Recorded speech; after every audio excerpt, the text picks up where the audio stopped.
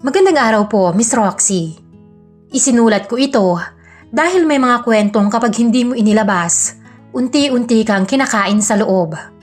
Ako po si Jeremy, 25 taong gulang, isang room boy. Isa lang akong taong naglilinis ng mga kwartong hindi naman akin. Mga kwartong may kwentong hindi ko dapat nalalaman. Pero sa huli, naging bahagi ako. Galing po ako sa probinsya. Lumuwas ako ng Maynila, dala ang ilang piraso ng damit, kaunting ipon at pangarap na kahit papano ay maiahon ang pamilya ko. Nang matanggap ako sa trabaho sa isang lodging house na tinutuluyan ng mga kontraktor at engineers, inisip kong sapat na yon. Tahimik ang trabaho ko doon, may sweldo at may bubong. Hindi ko inaasahang doon ko makikilala ang taong magbibigay sa akin ng hindi makakalimutang experience. Baguhan pa lang ako noon, hindi pa ako sanay sa sistema. Sa oras, sa mga bisitang iba-iba ang ugali. Araw-araw, pare-pareho ang ginagawa ko. Maglinis ng kwarto, magpalit ng mga bedsheet, at magtulak ng cards sa mahabang hallway na amoy sabon at disinfectant. Hanggang isang hapon, habang naglilinis ako ng isang bakanting kwarto sa ikalawang palapag, may naramdaman akong presensya sa likuran ko. Paglingon ko, may babaeng nakatayo sa may pintuan. Hindi siya yung tipong agad nahahatak ng pansin. Hindi palaban ang ganda niya. Hindi rin siya mukhang naghahanap ng atensyon. Simple lang ang suot niya ng mga oras na yon. Ngunit maayos ang kanyang postura at kung sa isang biglaang tingin, alam mo na agad na may sinasabi ito sa buhay. Pero ang pinakatumama sa akin ay ang mga mata niya. Parang may naaaninag akong pagod na matagal na niyang dinadala. "Pasensya ka na," sabi niya. "Pwede bang magpapalit ng tuwalya?" "Opo ma'am," sagot ko agad sabay kuha ng malinis sa cart. Doon lang yon, Miss Roxy. Walang usap, walang ngiti na lampas sa normal. Pero nang paalis na siya, may kakaibang pakiramdam na naiwan. Parang may bahagi na biglang naging mas mabigat. Hindi ko na yun pinansin pa. Ilang araw ang lumipas.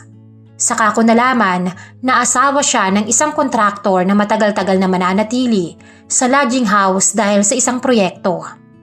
Bihira akong makita ang asawa niya. Kung hindi maagang umaalis, gabi na akong umuuwi. Sanay na siguro sila sa ganoong setup. Siya naman, madalas kong makitang mag-isa. Kapag naglilinis ako ng kwarto nila, madalas siyang nasa may bintana. Minsan, may hawak na cellphone. Minsan naman, nakatingin lang sa labas. Mabait siya at ang pananalita niya, palagi ring may salamat na sinasabi ng may bahagyang ngiti. Para sa iba, wala lang yun. Pero para sa isang tulad kong sanay na hindi napapansin, may kakaibang tama. Hindi ko siya tiningnan bilang bawal. Hindi ko rin inisip na may mangyayari. Sa totoo lang, ang una kong naramdaman ay awa. Hindi dahil mahina siya, kundi dahil ramdam ko na may bigat siyang dinadala. Isang hapon, habang nag-aayos ako sa hallway, tinawag niya ako. "Jeremy." Nagulat ako dahil alam niya ang pangalan ko. "Po?" "Parang may problema yung ilaw sa kwarto namin. Kumukurap-kurap eh." Sabi niya. Sumunod ako sa kanya. Simple lang naman pala ang sira, lumuwag lang ang bumbilya. Habang inaayos ko, ramdam ko ang tingin niya sa likod ko. Hindi mapanghusga, parang nagmamasid lang. "Matagal ka na dito?" Tanong niya sa akin. "Hindi pa po, baguhan lang." Sagot ko. Tumango siya. "Kaya pala parang hindi ka pa rin sanay sa pasikot-sikot dito." Ngumiti ako ng pilit. "Opo ma'am." Akala ko tapos na yon. Pero bago ako lumabas, nagsalita siya ulit. "Salamat," sabi niya. Tapos idinagdag, "At mabuti kang kausap." Hindi ko alam kung bakit, pero tumimo yon sa akin. Mula noon, mas napapadalas ang mga ganoong sandali.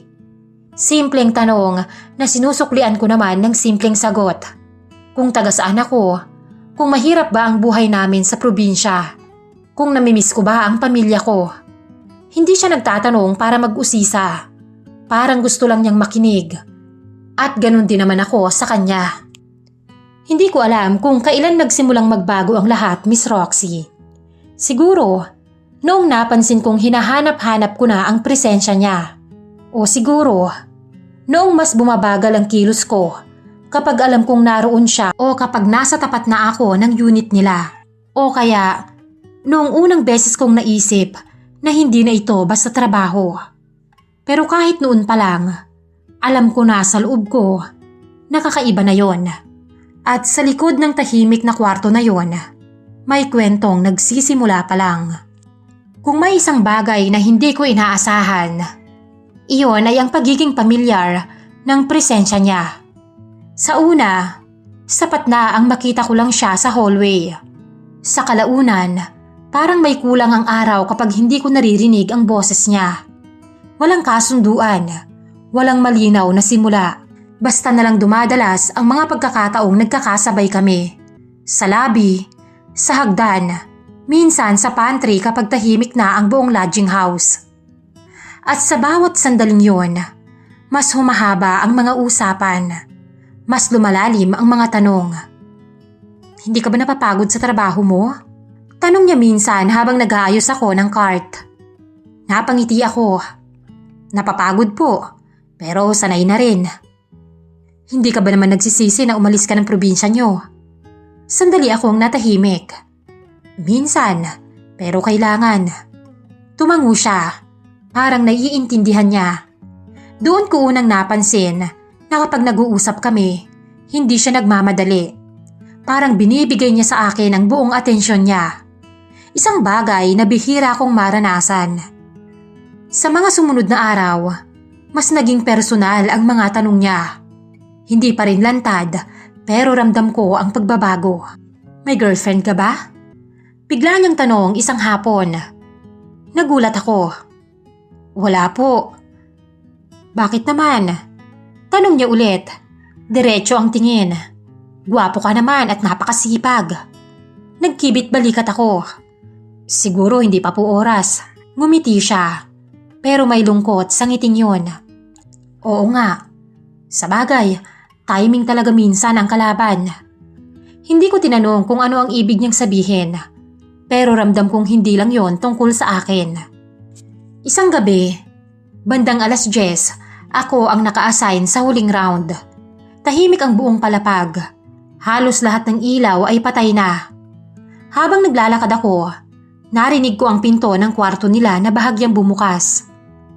Jeremy, tawag niya ng mahina. Lumingon ako. Bakit po? Pwede ka bang pumasok sandali? Tanong niya. Kung okay lang. Nagatubili ako. Hindi dahil mali na agad, kundi dahil ramdam ko may sasabihin siya. Pumasok ako pero nanatili akong malapit sa pinto. Umupo siya sa gilid ng kama. Hawak ang cellphone, parang may gustong sabihin pero hindi alam kung paano magsisimula. Pasensya ka na. Gusto ko lang nang may kausap. Sabi niya. Alam kong late na rin. Okay lang po. Sagot ko naman. Huminga siya ng malalim. Alam mo, hindi ako sanay humingi ng oras sa ibang tao. Tahimik lang ako. Lagi kasing busy ang asawa ko. Patuloy niya. Hindi ko naman siya masisisi. Trabaho niya yon. Pero minsan, parang wala na akong kausap.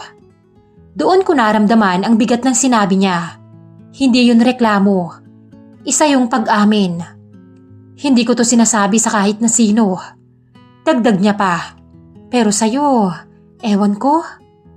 Parang ang dali-dali ng lahat. Hindi ko alam kung dapat ba akong matuwa o matakot. Baka po kailangan nyo lang magpahinga. Sabi ko. Ngumiti siya. Pero hindi umabot yon sa mga mata. Hindi pahinga ang kailangan ko, Jeremy. Pakiramdam ko, hindi na ako naririnig. May katahimikang bumalot sa kwarto. Ramdam ko ang bigat ng mga salitang yon. Gusto kong sabihin na hindi tama na sa akin niya ibinubuhos ang mga ganoong bagay. Pero wala akong lakas ng loob. Dahil sa totoo lang, Gusto kong maging taong tagapakinig niya. Mula noon, tuluyan nang nagbukas ang mga kwento niya.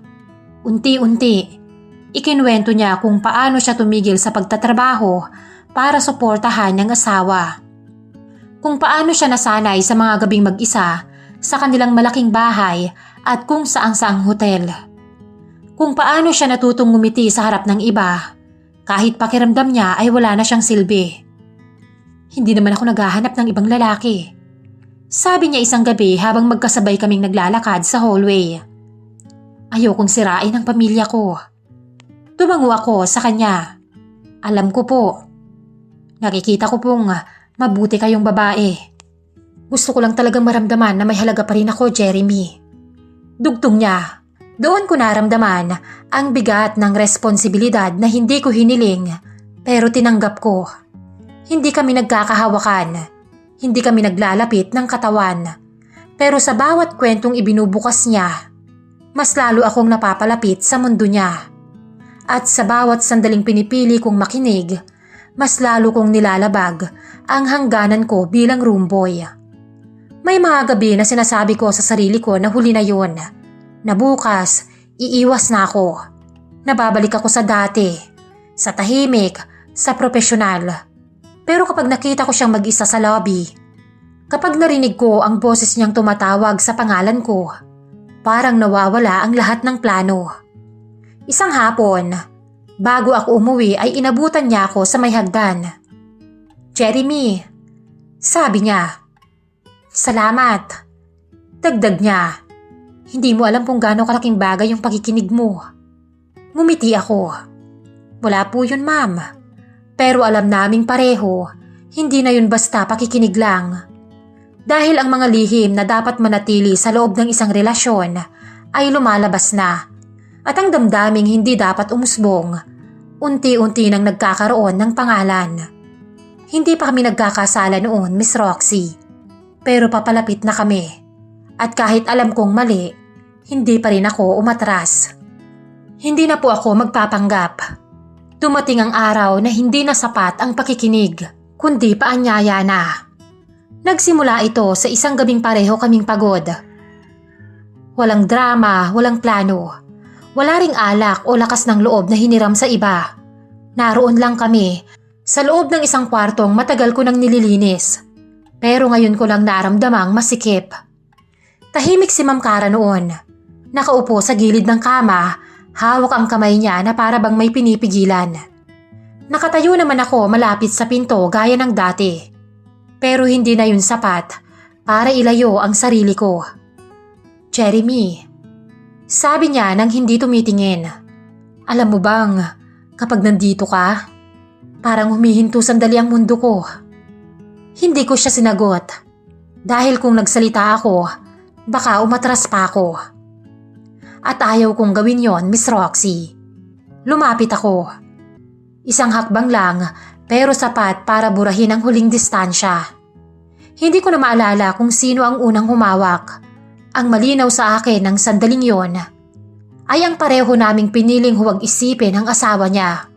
Ang trabaho ko, ang tama at ang mali. Pinili naming maramdaman muna. At doon, nagsimula ang pagkakasala. Hinawakan ko ang mga kamay niya. Binigyan siya ng maingat na halik sa simula. Hanggang sa pareho na kaming parang naghahabol ng oras. Bumilis ang mga galaw namin. Ang mga palad ko ay kusang nagkaroon ng access sa kanyang katawan. Itinulak ko siya ng bahagya sa kama. Pantay ang mga mukha namin hanggang sa unti-unti akong bumaba. Napasabunot ang kamay niya sa aking buhok. At doon ay ipinalasap ko sa kanya ang bagay na hindi na nagagawa ng kanyang asawa. Hindi iyon naging madalas sa simula, Miss Roxy. Isang beses, tapos sinundan ng pangakong huli na to. Isang yakap na mas mahaba kaysa dapat. Isang halik na hindi na naulit, dapat. Pero ang mga pangakong binibigkas sa gitna ng kahinaan ay madaling mabali. Makalipas lang ang ilang araw, inabutan niya ako ulit sa hallway. Walang salita, isang tingin lang at isang bahagyang tango ng ulo. Alam naming pareho kung saan yun nahahantong. Mula noon, halos araw-araw na. Hindi palaging sa kwarto niya, minsan sa isang bakanting silid sa dulo ng palapag. Minsan naman sa oras na alam naming wala ang asawa niya.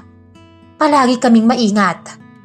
Pero kahit gaano kami kaingat, hindi naman kayang patahimikin ang konsensya. Tuwing umaga, nagigising akong may bigat sa dibdib. Tuwing gabi, umuwi akong dala ang parehong tanong. Anong klaseng tao na ako ngayon? At sa tuwing nakikita ko si Ma'am Cara, nawawala ang tanong. Napapalitan yon ng pakiramdam na may isang taong sa wakas ay nakakaunawa. Hindi siya nagbago bilang asawa sa harap ng iba. Maayos pa rin siya, magalang at ulirang may bahay. Pero kapag kaming dalawa na lang, doon lumalabas ang pagod, ang lungkot at ang pangangailangan. Bakit ang hirap tumigil, Jeremy? Sabi niya minsan habang magkatabi kaming nakaupo. Pareho pang hinihingal mula sa hiram na sandali namin. Wala akong naisagot. Dahil pareho kami ng tanong, hindi ito simpleng init ng katawan. Kung ganoon lang sana, madali sanang tapusin. Pero bawat sandali namin ay may kasamang kwento, pag-amin, paghawak sa mga sugat na matagal nang hindi napapansin. Mas lalo akong nahulog, Miss Roxy. Hindi bilang lalaki, kundi bilang taong pakiramdam ay merong silbi. Doon ay nakaramdam ako ng bahagyang takot. Dahil habang mas nagiging madalas ang mga sandali namin, mas nagiging malinaw naman ang katotohanan. Wala akong lugar sa buhay niya. Isa lang akong pansamantalang pahinga. Isang lihim na hindi pwedeng dalhin palabas ng kwartong yun. May mga araw na sinasabi kong titigil na ako. Nababalik na ako sa pagiging room boy. Nalalayo ako. Pero kapag tinatawag niya ako sa pangalan ko, kapag hinahawakan niya ang kamay ko, na parang ako lang ang mundo niya ng mga sandaling yon, bumibigay ako. Isang gabi, muntik na kaming mahuli. Maagang umuwi ang asawa niya. Narinig ko ang boses nito sa hallway, habang mabilis akong lumalabas ng kwarto. Pawis na pawis at nanginginig. Nagtago ako sa stairwell. Hindi humihinga, hindi rin gumagalaw. Doon ko naramdaman ang tunay na takot. Hindi dahil baka mawalan ako ng trabaho, kundi dahil baka masira ang buhay ng isang taong hindi ko naman dapat pinasok. Pagkatapos noon, mas naging tahimik si Ma'am Cara. Mas dumoble ang pag-iingat. Mas madalas din siyang magsabi ng huli na to. Pero ang huli ay nauulit pa rin. Hanggang isang hapon, habang magkatabi kaming nakatayo sa may bintana, bigla siyang nagsalita. Jeremy, sabi niya nang hindi tumitingin sa akin. Malapit na kaming umalis. Parang may bumagsak sa dibdib ko. Kailan po? Mabilis kong sagot. Sa loob lang ng ilang linggo, tapos na ang proyekto nila. Tahimik akong tumango. Wala akong karapatang magtanong pa. Hindi ko alam kung ano ang mangyayari sa atin. Tugtong niya. Pero alam naman nating hindi ito magtatagal. Sa unang pagkakataon, wala akong itinanggi. Wala akong ipinaglaban. Dahil sa wakas, malinaw na sa akin ang lahat. Ang pagkakasala ay hindi lang ang paulit-ulit na nangyari sa pagitan namin. Ito ay ang pagpili kong manatili kahit alam kong aalis din siya. At habang papalapit ang araw ng pag-alis niya, mas lalo kong nararamdaman. Ang bawat sandaling ninanakaw namin sa isa't isa ay may katumbas na sakit na hindi namin matatakasan. At alam kong darating ang oras ng pagpili at may isang maiiwan. Dumating ang araw na matagal ko nang kinatatakutan. Ang araw na hindi pwedeng itago. Maaga pa noon, tahimik ang buong lodging house. Parang humihinga ng marahan bago magising ang lahat. Ako ang unang naka-duty sa paglilinis ng ground floor nang makita ko ang mga maleta sa lobby. Alam ko na agad, aalis na sila.